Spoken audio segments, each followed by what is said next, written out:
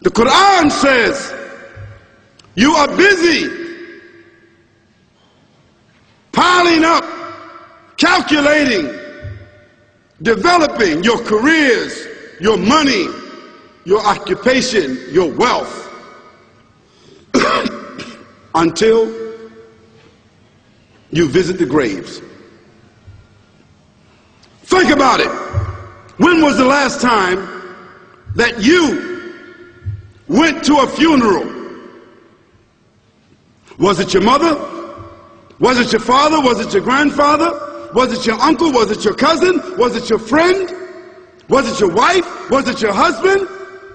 The last time that you visited the grave, when you went to a funeral and you saw that person whom you loved that was laughing, crying, live, boasting, wealthy, educated, denying, arrogant, whatever they were. What was the demeanor of the people when you walked in that funeral home?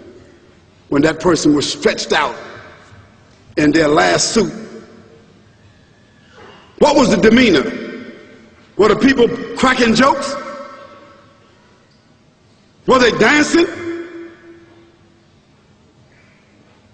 Were they clapping and singing songs? No. Silence.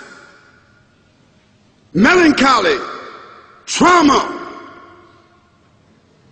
Why? Because every person that walked in that room, seeing that person stretched out, the first thing they thought about was not the person. The first thing they thought about was that one day this will be me. So Allah said, Alhaakumut takathur. All of us, all of you are engaged in running your mouths, doing your business, multiplying, buying houses, cars, business, whatever you're doing. And when you're told about God, religion, life, morality, you're saying, look, I ain't got no time for that. I got no time for that. I don't want to hear that. I don't even believe in God. Matter of fact, I don't even know if I'm going to die, and if I do, maybe I'm coming back again. As a matter of fact, science is so sophisticated that I think really that they're on the verge of being able to solve the whole thing of death soon. We ain't got to die. If we got enough money, we don't even have to die. See how arrogant people can be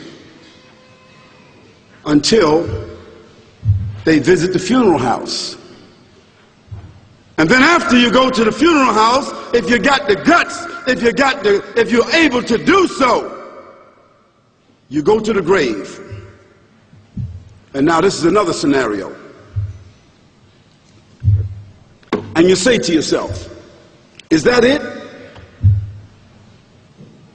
I mean, 50, 60 years, scraping, struggling, scheming, lying, stealing, fornicating, jumping up and down, begging, working, and this is the end of it? I mean, is this what's going to happen to me? Are they going to be dropping me into a hole in the ground? A hole in the ground, the same hole that a cat digs after it defecates.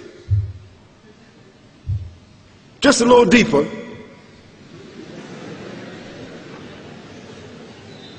But for the same reason. The cat digs a hole because the cat has dignity. Something that human beings don't seem to have. Instinctively, the cat digs a little hole, covers it up. Humans have got to be taught to do that. But it's for the same reason. So you and I, we're going into a hole a little deeper than the one the cat dug. And all the people that's crying, pulling out their hair, screaming, almost acting like they're falling in the thing with you. They want to just jump in there with you. Not really though, you know, it's all an act. Because ain't nobody really going to jump in there and stay in there. They don't love you that much.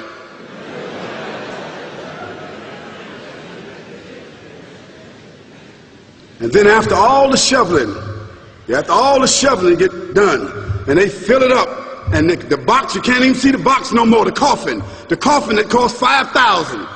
I don't know what did they burn somebody in a $5,000 coffin for? I mean, if I was a funeral director, after they left, I would dig them back up and put them in another box and take that box back.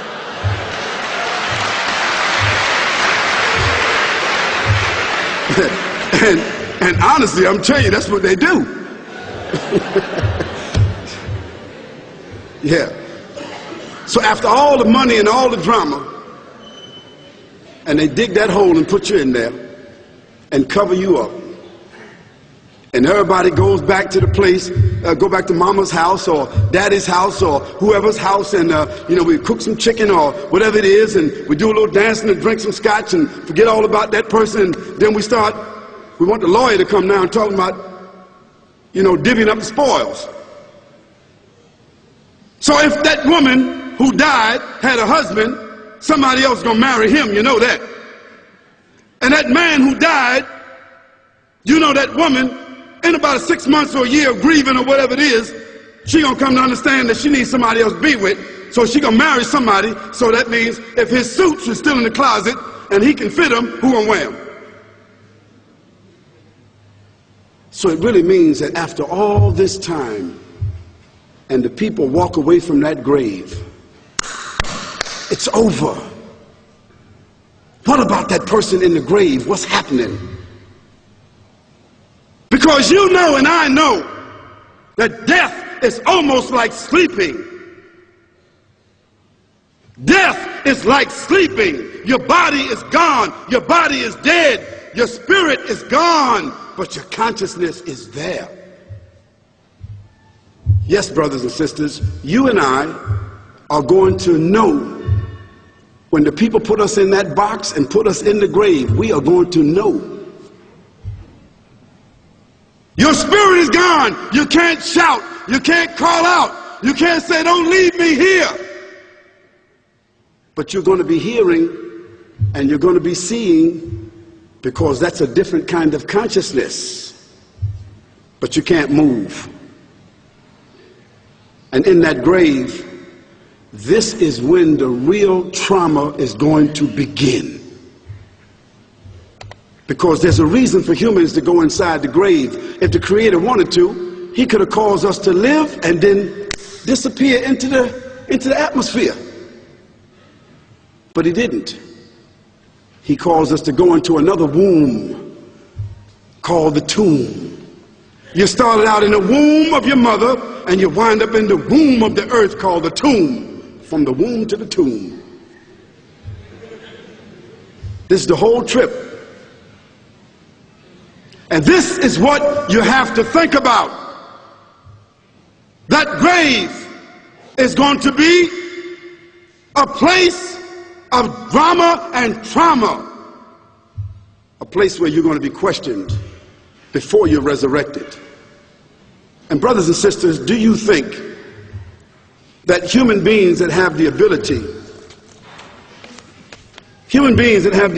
to take a piece of earth, dig it up, irrigate it, put down seeds, plant corn, whatever the case might be. The corn comes up, they harvest the corn. Then after that, what happens? They cut it down, dig it up again, put new seeds in there, and what happens after that? Comes back up again. What happens in the winter? All the leaves fall off the trees and the earth goes dead. And what happens in the springtime?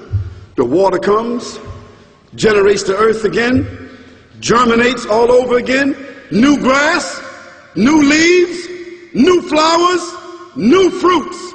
So Allah says, and a sign for them is the dead earth. After that, we give it life. And then you eat the fruits from that. So Allah says, the one who gave you life in the beginning, is He not able to give you life all over again in order to judge you? Yes, certainly. You may want to deny it because you don't want to be judged.